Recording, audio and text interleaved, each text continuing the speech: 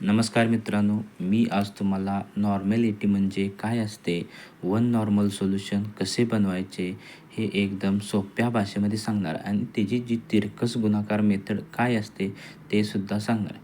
तर आपण पाहू पहिल्यांदा की डेफिनिशन काय असते, की the number of gram of moles equivalent of solute present in 1 litre of solution.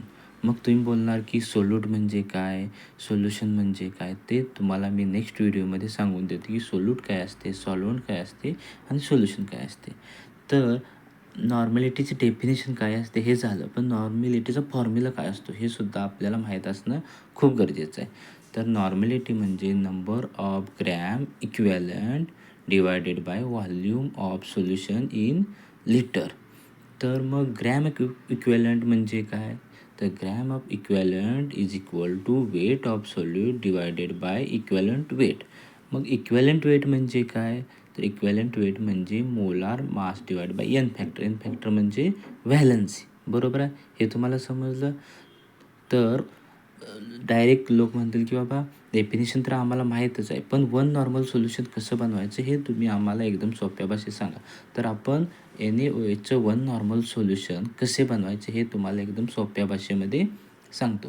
समजा की NaOHचं मोलिक्युलर वेट किती आहे, की 40 ग्रॅम. बरोबर? तर 40 ग्रॅम आहे आणि त्याची व्हॅलन्सी किती आहे किंवा एन फॅक्टर काय आहे, की त्याचा 1 आहे. बरोबर? का? तर त्यामध्ये OH मायनस चायन किती आहेत, तर 1 आहेत.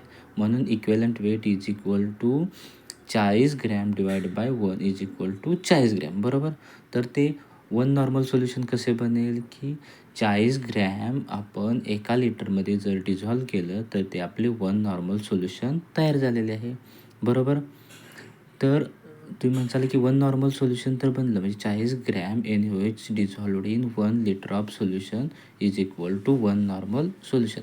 जर आम्हाला 2 नॉर्मल सोल्युशन बनवायचं आहे, 2 नॉर्मल सोल्युशन बनवायचं, तर ते कसे बनवणार? तर आपण त्याला डबल करायचं फक्त, की 2 normal is equal to 80 gram is equal to 1 litre. म्हणजे आपण जर 80 ग्रॅम NaOH 1 लिटरमध्ये जर डिझॉल्व केलं तर ते 2 नॉर्मल झालं. तर मग तुम्ही जे बोलला होता की गुणाकाराची पद्धत काय असते? बरोबर, गुणाकार पद्धतीनं तुम्ही कसं करू शकता? तिरकस गुणाकार पद्धतीनं. जर समजा माझ्याकडे आता वन नॉर्मल सोल्युशन बनवण्यासाठी अमाऊंट किती आहे? 40 ग्रॅम NaOH. तर त्यापासून मला जर 0.1 बनवायचं आहे, तर ते कसं बनवणार? तर 40 ग्रॅम इज इक्वल टू आपण जर 1 नॉर्मल घेतलं, बरोबर? आणि आपल्याला किती ग्रॅम टाकायचं तिथं त्याखाली एक्स केलं आणि जे 1 नॉर्मल आहे त्याच्याखाली आपण 0.1 घेतलं. त्यांचा जर तिरकस गुणाकार केला म्हणजे x is equal to 40 into 0.1 divided by 1. तर आपला आन्सर किती आलेला आहे? 4 ग्रॅम. बरोबर?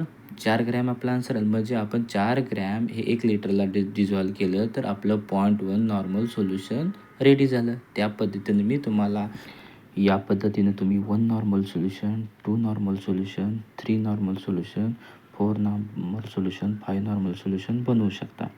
जर व्हिडिओ तुम्हाला आवडला असेल तर त्याला लाईक अँड सबस्क्राईब करायला विसरू नका. आणि 1 नॉर्मॅलिटी, 2 नॉर्मॅलिटी रिलेटेड काही प्रॉब्लेम असतील तर ते कमेंट बॉक्समध्ये नक्की द्या. Thank you so